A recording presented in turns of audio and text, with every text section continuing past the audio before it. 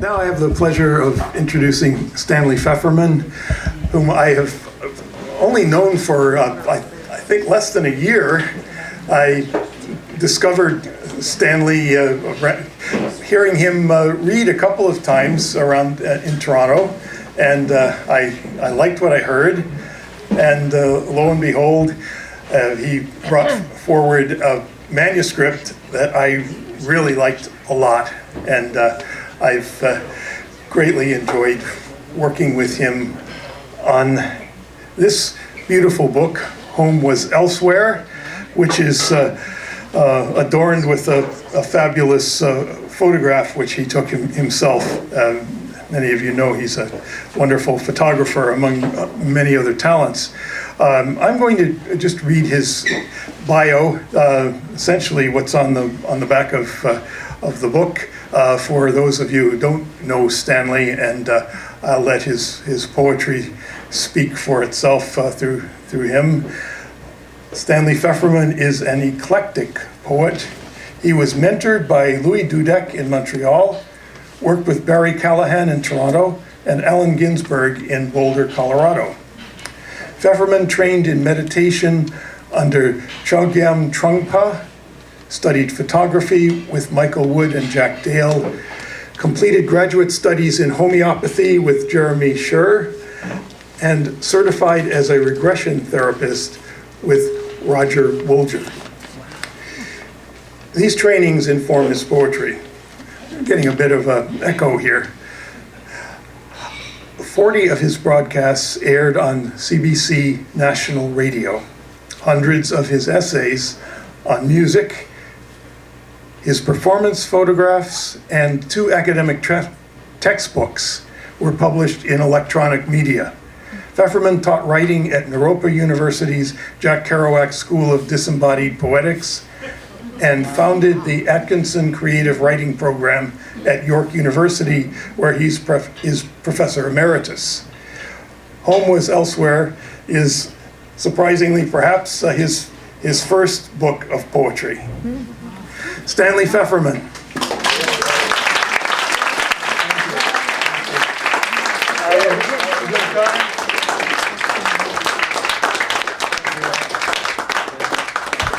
Are we okay? Yeah. Hello, everybody. I'm really happy to see you. See everybody. I can see everybody. You, especially happy to see you, and you, and you. There are people like, hi, Franny. Yeah, and I know a lot of people here, which is really nice. I have my own mic so that I can wave my hands around and be Jewish. Is he? Hands-free. Is he? So, yeah.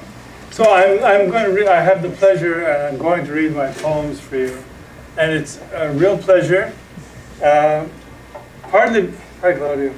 Partly because I love to read my own poems. I hope you don't mind, that sounds a little bit whatever it sounds, but I do. I love to read my own poems because I feel really good when I read them. And they're short, and they're little stories. That's another thing, you know. My mother taught me nursery rhymes in my crib, and that's kind of about the extent of the kind of things I like to write. Not very long, with some little story, and I love them. But I notice that when I read them, I keep reading them with interest, and I often ask myself, why do I keep enjoying reading my poems so much? And it's narcissism. That's given, right? But it doesn't matter about that, because that's not what it's about. I could just read them the way Clara wanted to say, read them, make up your mind. The fact of the matter is, the more I read them, the less I understand what they're about. That's it. And that's really encouraging. Because it means that in the moment that the poems happened for me, and I got that little thing, that little moment, and I put a story around it to capture, to confine it, or, have it so I could take it home and bring it around and travel with. That thing was real. and it keeps being real. And if it's real, as we all know, you can't possibly understand it. So the day I start understanding my poetry, or anybody else, that's the day I quit. But so far, so good. That's it. So I'm just going to read. I have a dozen poems. They're all quite small. I have a few poems. As Alan said, I've been reading around town quite a lot for the last year, so I get requests, which is really nice. So I've decided to honor a few people with requests, and then I have a few poems that are about poetics, which is my process of writing poetry, or they're about writing poetry. You know, there's one that I'm not going to read that's called Poem to Paper and Pen. I'm not going to read that one. I know, Norman. I'll read another one for you. And I have one that's called Ink Drunk. No. I will read that one. And then I have a few poems about relationships that are important to me. So, first one that I'm going to read is called No Consolation. There are still wild horses in Colorado with shaggy coats the color of earth. There are still hairy lavender flowers with hearts of gold closed against the rain. You are still in Colorado, probably trying too hard and crying, like the day I hugged you and said, it's like hugging the whole earth. Our love affair did not go well. We could not console each other, Janet. Now I'm hugging myself in a car in Caledon, Ontario, smoking, watching the stars, watching the milkweed sway in the half moonlight, letting the wind soothe me. There is no consolation, Janet, not even hugging the whole earth. It's getting early now. My cigarette is finished. The birds are beginning to cheer themselves up. I'm going to get some sleep. Good morning, Janet. Thank you. So this next one, called Wrangler 2, I'm reading this for my friend. What's your name again? Norman. I'm reading this for Norman.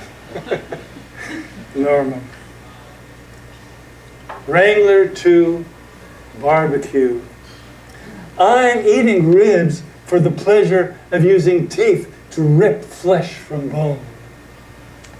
The waitress is a honey blonde child who looks perfect in jeans, moves quickly, tells me she loves ribs, snow in the mountains, and brings me lots of coffee.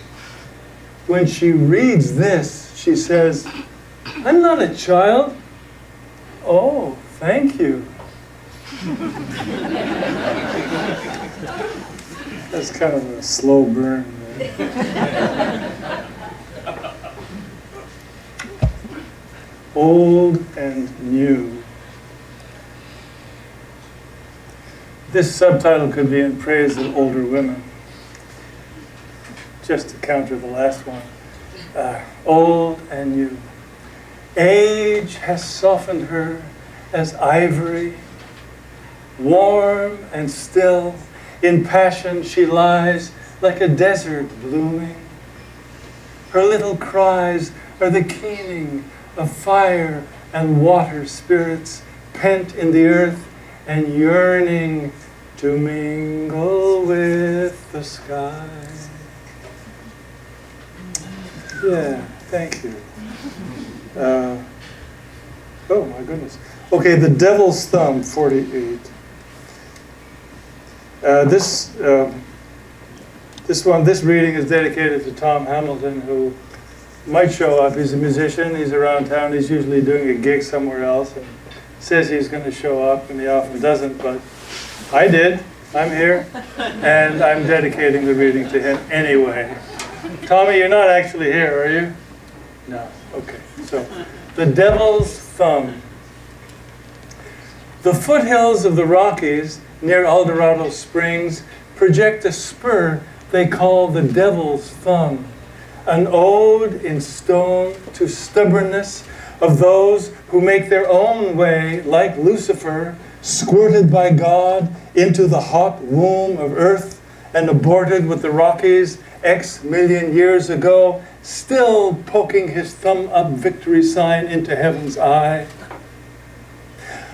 I also think that spur of rock is Buddha, whipped into shape by the wind of his own desires to hover as the human link between earth and heaven.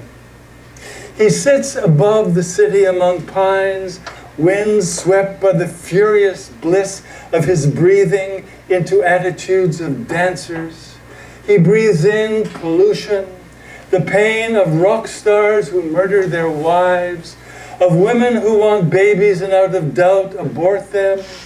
His out-breath fills the valley with wave after wave of warriors dancing over the hills like pines that repose on the softness of sandstone peaks after a long march through canyons of darkness and light. So, poetics, now into the poetics. The first one I'm going to read is a portrait of a young poet who might have been me, could have been somebody else, but it goes like this. The hungry mosquito was always his favorite pet. From childhood on, he'd let them finger his veins and suck and swell as though they had the right. The city he came to seemed like a vacant lot where he studied in silence, cooked for phantom guests, had jobs and tangled love affairs, wrote poems in bed, on the bus, at work, in the laundromat. His friends all said he was the ambitious type. It hurt to feel they thought him a parasite the world would suddenly slap. He was dubious, devious, subtle, straightforward and blunt because he decided to trust the whole display, including the probe of his mind, the flush of his charm. He was a mosquito, the world was his arm. So, thank you. Okay, well, I got you. All right, so this is the poem called Ink Drunk. And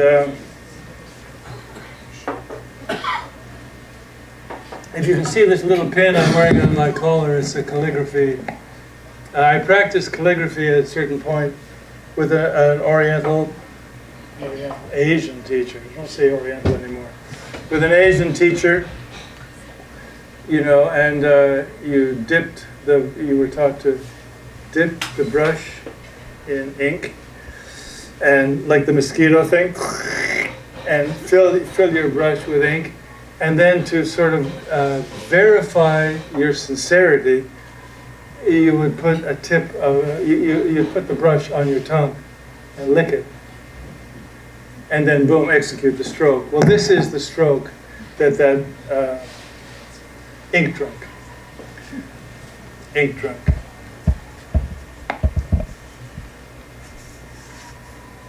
Drink, drink, drink, drink, drink, ink, hunk, hunk, drunk, drr, drr, drunk, drink, ink, drunk, unk, unk, drink, drink, drink, unk, unk, drink,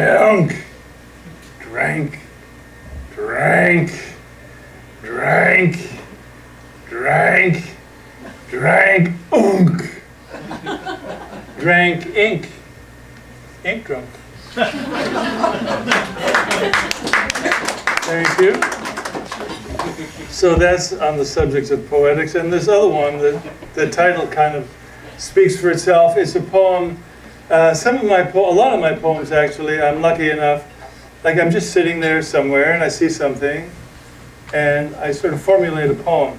Sometimes I get the whole poem, sometimes I have to revise it a lot later, but it's what happens there in that moment. So this one I wrote all the way through, and then Alan actually had me cut out the best part in the middle because it was the most outstanding part, and then it made it into a good poem. Which is, by the way, now is my time. There are 29 people in my acknowledgement section. Alan and you and you and you, a lot of people here with whom this book, he mentioned it's my first book. I'm 80 years old, coming up with my first book of poems. I've written a whole lot of other shit all over the place. And it's because I was waiting for these 29 people to get together and say, do it! Right? Right. Okay. So that's what that's about. So why did I tell that story? Oh, thank you. I'm just very grateful. Composed at the window of a Bain Avenue co-op. How homely is that? The fully empty, beautiful, vanishing day with its sunshine and trees, kids, dogs, and nicely dressed people in their clever cars shining in the sun. Babies and birds chirping their preferences. And even if no one is there to tell you what to do with yourself, you could go on with your breathing. Try moving your fingers in a rhythm over something. Invite a peaceful feeling. Sitting in stillness, like a Buddha, like rock in sand, more so. Click of rain now, and thunder. Other sounds are of children thumping and their voices speaking as they do, loud, yelling everything in shrill. It is good to wear yellow in a brightly lit room on Friday at 5, darkening during an autumn thunder shower. Yeah. Okay. Now, so this one, it's called A Fine Line, Theme and Variations, and this is one of those poems. It's sort of like drool on my pillow. Literally, I mean, that's how I remember it. I woke up in the morning about 6 o'clock, prostate, so go to the washroom. And then I noticed a drool on my pillow. And I had this feeling, I want to write a poem. I can't think of a poem. I want to write one line, just one line. I'd be happy. And so I said, I would like to write a line. And then a whole bunch of lines came. Not all of them. So I got down it's in 3 parts. I got down the first part, most of it. And then I decided to do theme and variations. That was work, I'll tell you. There's no drool there. So, work, right? You know work? You got work, don't you? Yeah, good. So, I would like to write a line so hungry it could catch its own dinner, so transparent it could see through my trips, so ironic it would smile at your fears, so slippery you could pleasure yourself, so supple you could fly fish for trout, so musical it would purr at your touch, so sensitive it would come in your mouth, so venomous it would spit like a cobra, so luminous it would bend like a rainbow, so strong it could hoist the piano, so persuasive it could make up your mind, so forgiving it would bind us together. 2. At the word hungry, a kestrel slips my lip, soars, stoops, breaks, and plucks its quarry, a vole, in desperate dash across gravel path from grass to grass. Sensitive signifies tongue, coming to a head like penis, or snake insinuating its length between lips bent like rainbow reflection in spawning pool, where dry mayfly arcs at end of supple line intersect sipping rise of trout who mouths then spits the hook, her slippery smile lost under purring ripple of sea-run current sea. A glass piano fearlessly falling from sky to earth may persuade you with music to forgive this story, yoking ideas not till now in your mind. 3. A line so fine could catch its own dinner. See through my trips, smile at your fears, pleasure yourself, fly fish for trout, purr at your touch, come in your mouth, spit like a cobra, bend rainbow, hoist a piano, make up your mind, bind us together. Thank you. Well, all right. Oh, music to my ears. Thank you. So now just a few about relationships, and we will make way for what comes next. What finally made it work? What finally made it work was the thought that you were the wife of someone else. I could stop there, right? But I'm going to do that again. It's fun.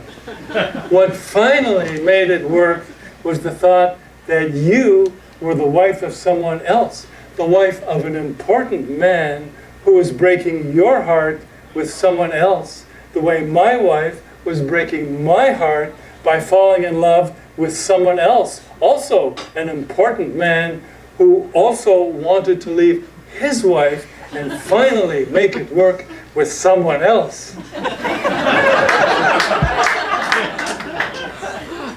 What finally made it work was the thought that I was an important man, and you were the wife of someone else, and I was that someone else.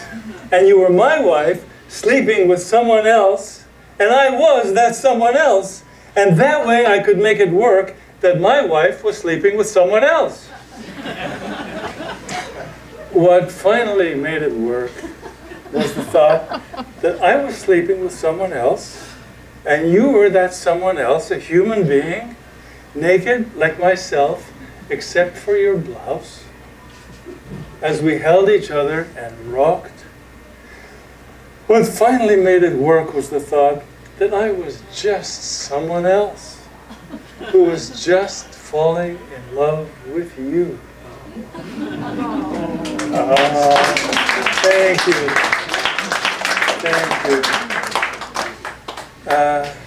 And this is how it went. The taste. This is the next stage. I think I'm trying to get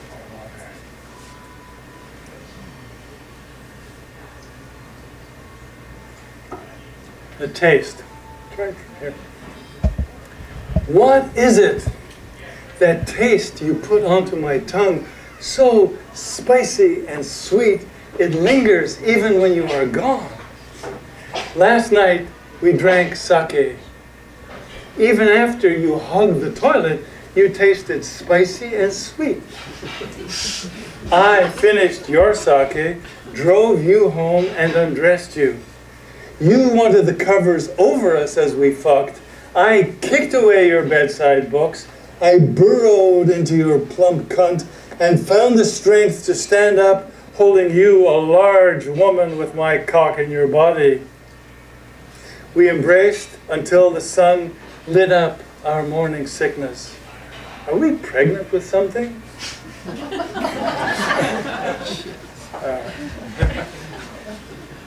So this one is, it's kind of a sestina, whatever that is. I didn't get it quite right, so it's a sestina, whatever that is. You ever read a sestina? Yeah, you can never really get them right though. Yeah, well, I got this one right because it's not a sestina. Well, you change the rules and you make it work. What finally made it work was I got rid of the rules. Anyways, Mary in white. Mary in white stands on the porch with sun on her back, making a brilliance. Her long hair is clean. Her arms are moving. She sits on the porch, resting her back, enjoying the brilliance. The wind is clean. Mary's fragrance is moving. The silence is white. She comes back, clothed in brilliance, dressed sheer and clean. Mary's body is moving and slender and white as she steps from the porch. She rises in brilliance. Her gestures are clean. Her lips barely moving in prayer to white. Mary bends on the porch and gathers up wood. She sweeps the floor clean. The hearth fire is moving. Mary's stockings are white. Through the door to the porch, she brings candles back, looks into the brilliance. Mary is moving. The rain is white. She reaches the porch and a voice calls her back. Her face is in brilliance. The wet earth is clean. Yeah. Thank you. Thank you. Okay. And this is my closing number. It's called Cricket Song. And it's about a person who I was 33 or so when I met this person, and he changed my life forever. So called Cricket Song. It wasn't you. You made a big impression on me, but that was different. Although we're still friends after. Actually, I knew you before I knew him. Anyways, Cricket Song. Some things never change, always change. Cricket Song, for instance. Who you are. Cricket Song is who you are. Some kind of continuity in my life. A thread running like a stallion through patchwork of perceptions as these eyes, ears, noses, tongues, bodies, minds unfold our world. Who you are never changes. Your neck is pine tree, back and shoulders are cliff. Your eyes are crows, the kindness in them lake, dark and inscrutable. You are the bright moon, riding on water. You see everything simply. You are the nature of compassion. The doors of Terminal 1, Gate D, arrivals, open and shut. They are a mouth, a mind, a womb, a vulva. Images pass from that world to this one. We are satisfied. We wait for you. We have eyes, ears, nose, etc. only for you. You are in the hands of customs. You are giving them a thorough going over. I think of you that way and enjoy waiting. Like the sun from behind a passing cloud, you are here. Thank you.